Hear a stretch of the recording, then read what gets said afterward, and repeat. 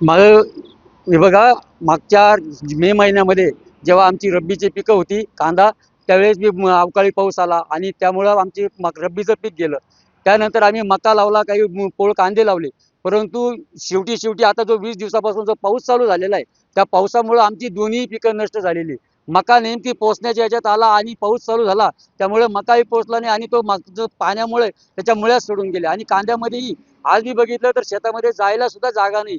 आणि कांद्याचं पीक तर पूर्णपणे उद्ध्वस्त झालेले आहे, कारण त्याच्यामुळेच सोडून गेलेलं आहे.